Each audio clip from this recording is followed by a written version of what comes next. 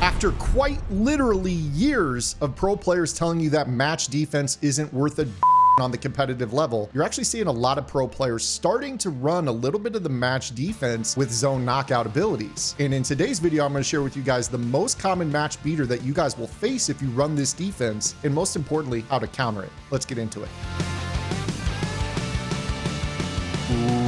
What is up, guys? Zan from the Madden YouTube channel, and it's only taken about 3 years of telling you guys that match coverage is the truth against a lot of the competitive meta. It does have a higher learning curve than some other defenses, which I believe is the main reason for why it gets a bad rep in the competitive Madden community. But with all the aggressive catching that a lot of players are doing out there right now, you're seeing quite a few players turning towards match-based defenses with zone knockouts, simply because this allows you to match vertical routes and not give up those easy lobs one-on-one, and sometimes have help from safeties that aren't matching other routes. Hey guys, what's up? Zan here. Just wanted to say, if you guys are enjoying this video, make sure you guys drop a like, make sure you subscribe to the channel, and if you could, do me a quick favor, drop a comment below. It could be an emoji, it could literally be anything to help the algorithm push this video out to Madden players just like you who are looking for Madden tutorial content. Now back to the video. So it gives you this good blend of being able to play a man-based defense, which is the meta in Madden right now, but still have knockouts on the field to be able to, corral a lot of those aggressive catch chucks that so many players like to run.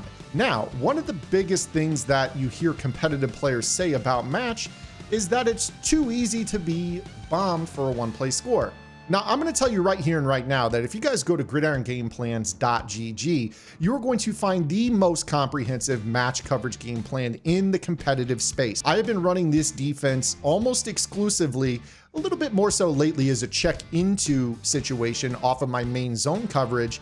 But this coverage is something that I have relied on for years, and I teach at a level that even coaches and trainers are utilizing to help their players from the high school level to even the college level understand some of the rules of this coverage. And I'm going to help you guys as well learn how to run this coverage and prevent it from being bombed for one-play scores. And in today's video, I'm going to set forth some of that foundation. So if you guys are interested, go over to gridirongameplans.gg. I think the match coverage game plan is one of the best products I put out every single year, simply because it teaches you how to run it. And also, if you want to watch it from the offensive lens, you're going to learn how to beat it as well, because you're going to understand what and why everybody does what they do on the field.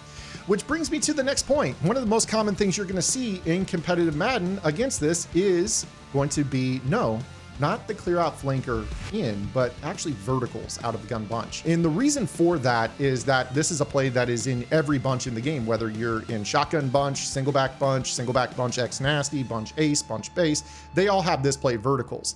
And what so many players will do when they see match quarters is they're just going to take the outside wheel and put him on a streak.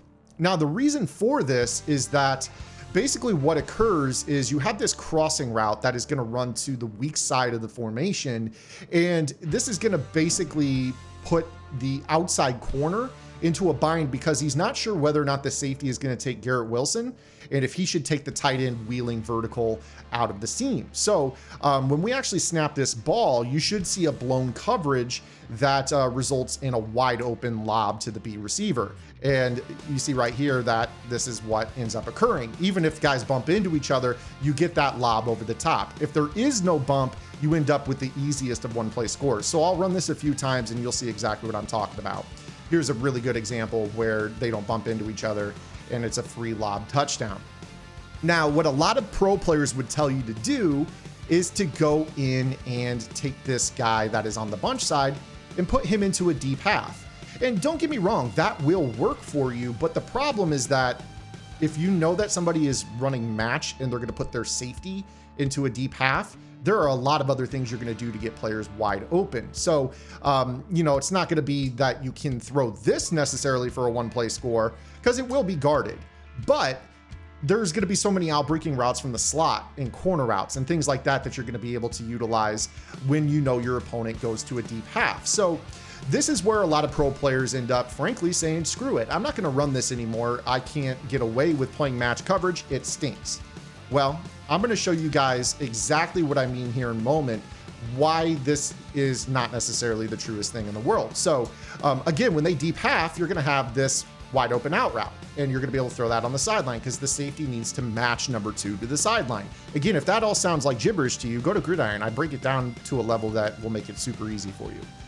But let's go ahead and go back to that main call in which we were able to beat the stock quarters and kind of analyze what the problem route is.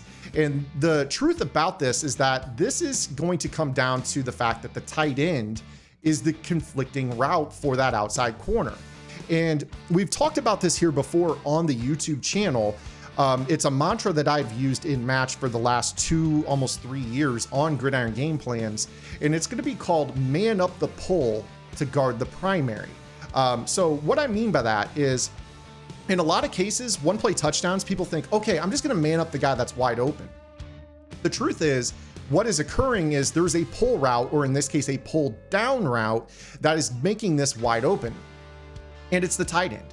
So you see that this guy ought to be running with this seam because he's got this safety to the inside that should be taking the vertical crossing route.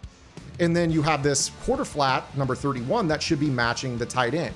Well, what ends up happening is both of them match, and you end up with this guy being wide open for the blown coverage. So what I'm going to do here in my match coverage is I'm going to man up the pull down route. So I'm going to take my user, McCourty, and I'm just going to put him into man coverage on the tight end. What this does under the hood is it makes the AI kind of ignore, in terms of who's matching whom, the route that you've manned up, because the game assumes, okay, well, somebody's manned up on him, I can match onto somebody else. And in a lot of cases, that's going to be enough for this player to recover and play his match appropriately. Now, in this particular result, you end up with kind of some inside leverage, but the correct match. So what I would actually recommend doing is fiddling around with your coverage to see if you can put somebody in man-to-man that will then allow this guy to better react. Now, the other thing that is important to look at when you're playing match is play rec. That's going to determine how quickly somebody converts from zone into man for the purpose of matching. And I think a lot of players ignore that rating when it comes to match. But in general, if you want to, you could kind of man up the tight end, which is in a lot of cases the flat route that is in these bunch type of sets. And this is going to allow you to kind of get out and, at least, lurk in the middle of the field. So when they go to this route combo, you can kind of man up that tight end and you see that it, matches accordingly. Now, of course, it is still one-on-one, which is why a lot of pro players will use knockout abilities on their players. But you can see that clearly in this example, you don't end up with this guy being confused as to whether or not he needs to guard the tight end. He knows right away that this vertical route is his man. And that's important because now you don't have to play your safety in a deep half and give up all these deep outbreaking routes to the sideline. It's not going to